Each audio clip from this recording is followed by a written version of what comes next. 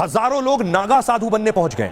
जी हां, यह तस्वीरें मैंने आपको पहले दिखाई थी नागा साधुओं की। अखाड़ों से जिस दिन अमृत स्नान था उस दिन नागा साधु निकल कर आए थे और स्नान करने पहुंचे थे और सबसे ज्यादा चर्चा का विषय नागा साधु थे। लोग जानना इनके बारे में चाह रहे थे। लेकिन अब खबर यह है, अगली तस्वीर देखिए जरा, हजारों लोग पहुंच गए नागा साधु बनने के लिए। ये जो आप देख रहे हैं लोगों को, ये सब नागा साधु बनने पहुंचे।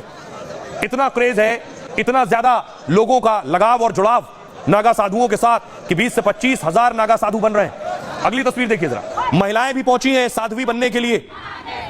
यानी न सिर्फ पुरुष बल्कि महिलाएं भी सब कुछ त्याग कर नागा साधु बनने के लिए पहुंची हैं।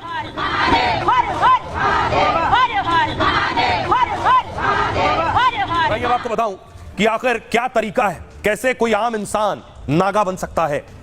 महाकुंभ में एक साथ 20 से 25 हजार नागा साधु बन रहे हैं। इसमें जूना अखाड़े से लेकर निरंजन अखाड़े के साधु हैं। नागा साधुओं को सनातन धर्म का रक्षक भी कहा जाता है। लेकिन युवा साधकों के नागा साधु बनने की प्रक्रिया बहुत कठिन है। संगम घाट पर साधकों ने 7 पीढ़ियों का पहले पिंडदान किया, फिर गंगा में 108 डुबकी लगाकर संकल्प लिया है। आमतौर पर नागा बनने की उम्र होती है 17 से 19 साल।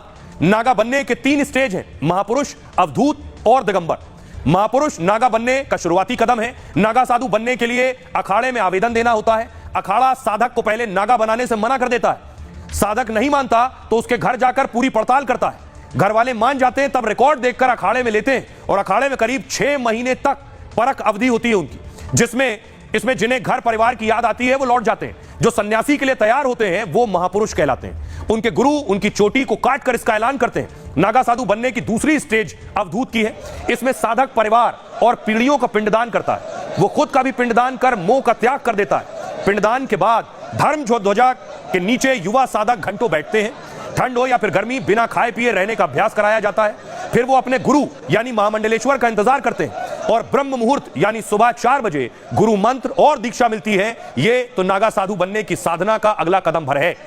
अगले 10 से 12 दिन तक ऐसी कड़ी साधना चलती रहती है। मौनी अमावस्या के दिन फिर इन्हें नागा साधु बनाया जाता है। यह तीसरी और नागा साधु बनने का आखिरी और कठिन चरण है। साधक कुंभ स्नान से पहले 24 घंटे व्रत रखता है। उसके जन्नांग की एक नस खींची जाती है। साधक नपुंसक बन जाता है और मोह से परे हो जाता है। इसके बाद सभी साधक शाही स्नान के लिए जाते हैं। डुबकी लगाते ही ये नागा साधु बन जाते हैं। आइए अब आपको सुनवाता हूं, सुनिए जो लोग पहुंचे वाकई नागा साधु बनने के लिए वो क्या कह रहे हैं।